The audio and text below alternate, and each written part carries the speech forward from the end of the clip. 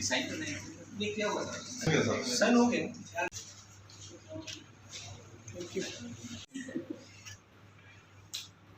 कुरुक्षेत्र लोकसभा से भाजपा प्रत्याशी नवीन जिंदल ने डीसी कार्यालय कुरुक्षेत्र में भरा नामांकन पत्र। मुख्यमंत्री नायब सिंह सैनी भी रहे मौजूद। भारतीय जनता पार्टी के कुरुक्षेत्र लोकसभा से उम्मीदवार पूर्व सांसद नवीन जिंदल ने आज अपना नामांकन पत्र कुरुक्षेत्र डीसी कार्यालय में दाखिल किया है। उनके साथ हरियाणा के मुख्यमंत्री नायब सिंह सैनी, राज्य मंत्री सुभाष सुधा, सालू जिंदल व सावित्री जिंदल भी मौजूद रही। इसके बाद उन्होंने थानेसर अनाज मंडी में आयोजित जनसभा को संबोधित किया। पत्रकारों से बातचीत करते हुए हरियाणा के मुख्यमंत्री नायब सिंह सैनी ने कहा कि कुरुक्षेत्र लोकसभा से भारतीय जनता पार्टी के उम्मीदवार पूर्व सांसद नवीन जिंदल भारी मतों से जीत हासिल कर रहे हैं। निश्चित रूप से विरोधियों की जमानत जब्त होगी।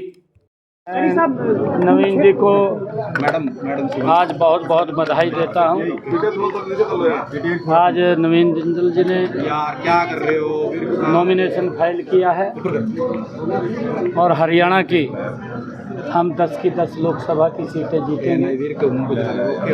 पूरी लोकसभा में, पूरे हरियाणा प्रदेश में, पूरे देश में एक ही माहौल है कि नरेंद्र मोदी जी ने जो गरीब के हित में योजनाबद्ध तरीके से लाभ पहुंचाया है, महिला को सशक्त किया है, किसान को मजबूत किया है, गरीब को सशक्त करने का काम किया है और संकल्प आदरणीय नरेंद्र मोदी जी ने लिया है 2047 तक विकसित राष्ट्र, विकसित भारत बनाने का काम करेंगे और मजबूती से देश उनके नेतृत्व में आगे बढ़ रहा है। और आज इस बात को लेकर के पूरे देश में, पूरे प्रदेश में एक पॉजिटिव माहौल है नरेंद्र मोदी जी के प्रति। नवीन जिंदल जी यहाँ से बहुत बड़े मार्जिन से सीट जीत करके नरेंद्र मोदी जी को तीसरी बार प्रधानमंत्री बनाने का काम करेंगे और हरियाणा की 10 की 10 लोकसभा की सीटें, करनाल की एक विधानसभा की सीट, 11 कमल के फूल हरियाणा प्रदेश के लोग खिलाएंगे और 10 नरेंद्र मोदी जी के पास जाएंगे, एक चंडीगढ़ में जाएंगे। सैनी साहब, आप यहाँ पर सांसद भी रहे हैं और इस क्षेत्र को बहुत अच्छे तरीके से जानते समझते हैं। अब आप और मोदी जी नवीन जी पर भरोसा किए हैं, तो क्या कुछ यहाँ विकास का रोड मैप होगा? देखिए, नायब और नवीन में कोई फर्क नहीं है, दोनों एक हैं।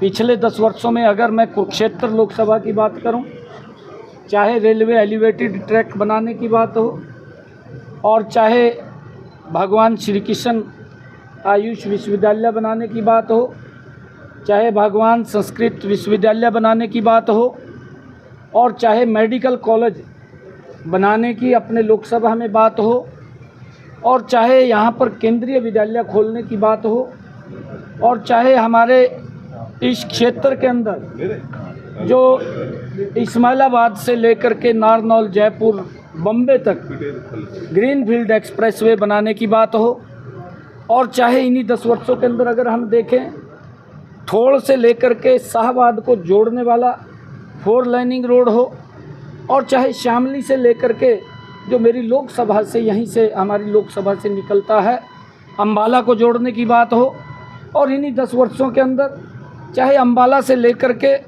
हिसार, कैथल, नरवाना सीधा डायरेक्ट जयपुर को जोड़ने की बात हो, ये 4 लाइनिंग रोड और चाहे पंचकुला से लेकर के जो कुरुक्षेत्र लोकसभा से निकलता है, जो सहारनपुर से हरिद्वार 4 लाइनिंग रोड बनाने की बात हो, सड़कों का एक नया जाल हमारा कुरुक्षेत्र लोकसभा के अंदर पिछले 10 वर्षों के अंदर, चाहे जहां भगवान श्री कृष्ण ने, क्योंकि ये पवित्र भूमि जहां गीता का संदेश दिया, लैंड ऑफ गीता, उस स्थान का भी जीर्णोद्धार करने का 250 करोड़ रुपए की लागत से उसको भी आगे बढ़ाने का काम इन्हीं 10 वर्षों में आदरणीय नरेंद्र मोदी जी ने और वैसे तो पूरे देश के अंदर फाटक मुक्त करने का काम बड़ी गति से नरेंद्र मोदी जी के नेतृत्व में चल रहा है।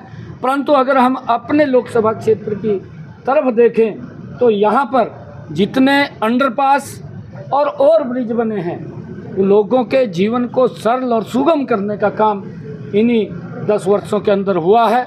नहीं तो 5-5 घंटे 6-6 घंटे भयानक गर्मी और बरसात के अंदर लोग फाटक के पास जाम में फंसे रहते थे, परंतु अब उनसे उसको राहत देने का काम इन 10 वर्षों के अंदर हुआ है।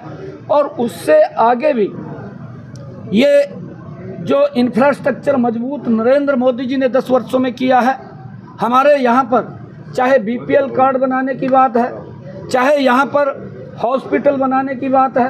हमारा कुरुक्षेत्र का अगर हम हॉस्पिटल देखें 200 बेडेड हॉस्पिटल वो बन रहा है। हमारे चाहे यहाँ पर ऑक्सीजन प्लांट लगाने की बात है, उन हॉस्पिटल्स को यहाँ पर कहीं निर्भर न रहना पड़े। जब कोरोना जैसा संकट आया और उस संकट के अंदर भी नवीन जी आगे निकल करके आए और उन्होंने तुरंत कुरुक्षेत्र के लोगों के लिए कि ऑक्सीजन की कमी ना रहे, वो पूरी की पूरी ऑक्सीजन इन्होंने यहाँ भेजने का तुरंत काम किया, जिसका बड़ा लाभ यहाँ के लोगों को मिला है। इंडिया गठबंधन के लोग कह रहे हैं वह क्षेत्र के गंवाए हैं। अगर हम प्रदेश और देश के ऊपर नज़र डालें तो इससे भी ज़्यादा काम पूरे देश के अंदर नरेंद्र मोदी जी ने इन 10 वर्षों में किए हैं। देश की समस्याओं का समाधान किया है, चाहे वो धारा 370 की बात हो, चाहे बोडो की असम के अंदर बात हो, भगवान श्री राम के भव्य और दिव्य मंदिर के निर्माण की बात हो। इन्हीं 10 वर्षों के अंदर उन समस्याओं का भी समाधान हुआ है। कांग्रेस ये बताए, हम बता रहे हैं, वो भी श्वेत पत्र जारी करके बताएं, झूठ के सिवाय अगर उन्होंने कुछ और बोला हो तो वो बताएं। उन्होंने घोषणा पत्र हर बार अपना जारी किया है, वो देश को ये भी बताएं कि हमारा घोषणा पत्र ये जारी हुआ था और इतने घोषणाएं हमने पूरी की हैं, वो भी एक चिंता का विषय। ये रेवड़ियाँ तो बांटते हैं पर अपने अपने को देते हैं। ये आम जनता से इनको कोई सरोकार नहीं है, देश से कोई सरोकार नहीं है।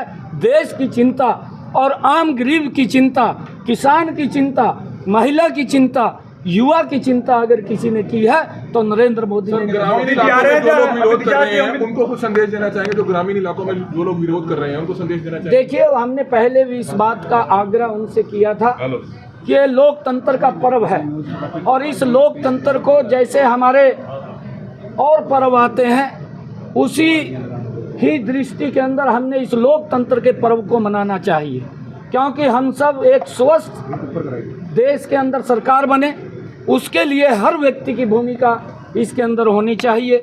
मैं आज आप लोगों के माध्यम से सभी हरियाणा वासियों को और देशवासियों को भी अपील करना चाहूँगा कि अपना मत देश के हित के अंदर जरूर पोल करें। चाहे कितनी गर्मी हो, चाहे बरसात भी हो, आप 1 घंटा 2 घंटे अगर लाइन में भी खड़े हैं उसकी चिंता किए बगैर, क्योंकि आपकी भावना इस देश को, आपका मत मजबूती की तरफ ले जाने का काम करेगा। हम जरूर वोट पोल करें। मैं सभी पत्रकार भाइयों से भी आग्रह करूंगा कि इस अभियान को आप जरूर आगे चलाने का काम करें ताकि ज़्यादा लोग इस लोकतंत्र के अंदर हिस्सा लें। ये पर्व है, पर्व की तरह मनाएं। अपने परिवार के वोट की चिंता करते हुए, अपने मोहल्ले पड़ोस की वोट की चिंता करते हुए हमने एक वोट पोल देना चाहिए ताकि ये स्वस्थ लोकतंत्र, ये स्वस्थ भारत, ये मजबूत भारत बने। नवीन जी आज आपने नाम।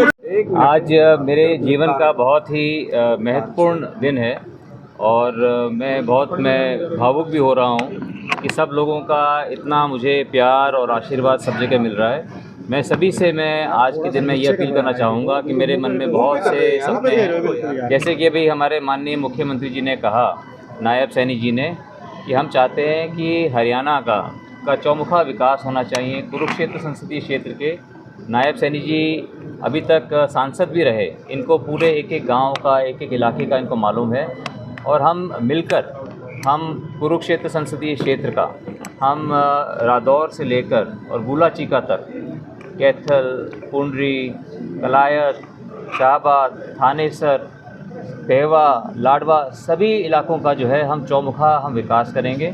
और लोगों का बहुत प्यार और समर्थन मुझे मिल रहा है और लोगों का एक अटूट विश्वास है नरेंद्र मोदी जी के नेतृत्व में और भारतीय जनता पार्टी के अंदर। और जिस तरह से पिछले 9.5 वर्षों के अंदर हरियाणा सरकार ने जगह जगह काम किया है, जिस तरह से अभी माननीय मुख्यमंत्री जी बता रहे थे कि वो सब काम को लेकर के लोगों का जो है बहुत एक अटूट विश्वास है और मैं बहुत ही लोगों का, भारतीय जनता पार्टी के सभी कार्यकर्ताओं का, सभी नेताओं का, सभी का मैं बहुत आभारी हूँ। नवीन जी, आज उनका बहुत मुझे समर्थन नवीन जी, मिला है। आज कौशल वो जो आपने बड़ी घोषणा की थी उसकी सहमति मिलेगी? मुख्यमंत्री साथ हैं आपके प्रदेश के राज्य? बिल्कुल, मुख्यमंत्री जी जो है उन्होंने खुद ही जो है इतना यहाँ पर काम किया है और मैंने इनसे, इन्हीं के आशीर्वाद से हम यहाँ पर हम बहुत कुछ करेंगे। और कौशल विद्या जो है, जैसे कि बेरोज़गारी, हमारे यहाँ पर अगर हम चाहते हैं कि बेरोज़गारी दूर हो और जो डोंकी करके जो हमारे युवा जो एक तरह से कुछ इलीगल इमिग्रेशन करके जो बाहर जाते हैं, हम यहाँ पर इतना अच्छा एक हिंदुस्तान का, भारत का सबसे अच्छा कौशल विद्या केंद्र में माननीय मुख्यमंत्री जी के आशीर्वाद से हम यहाँ पर खोलेंगे, जिसके अंदर हम 10,000 बच्चों को हर साल प्रशिक्षण मिलेगा। और हमारा उम्मीद ये है कि और हम टाई अप करके रखेंगे Australia, Japan, Canada, Germany, European देशों से, अमेरिका के साथ, ताकि उनकी जो सर्टिफाइड ट्रेनिंग है वो सर्टिफाइड ट्रेनिंग हम यहाँ पे करें और वो लोग लाइन लगा करके और लीगल तरीके से जो है हमारे बच्चे जो है विदेश भी जा सकें। और देश के अंदर भी बेरोज़गारी है, लेकिन जो स्किल्ड लोग हैं, जो ट्रेंड हैं, उनकी कमी है। अगर बहुत अच्छे स्किल्ड लोग होंगे तो हमारे देश में भी आज अपॉर्चुनिटीज़ की कमी नहीं है। बहुत सबको जो है अपॉर्चुनिटीज़ बहुत है हमारे देश में। ट्रेनिंग जो है वर्ल्ड क्लास ट्रेनिंग हम सेंटर यहाँ पे खोलेंगे। Okay, thank you sir, thank you.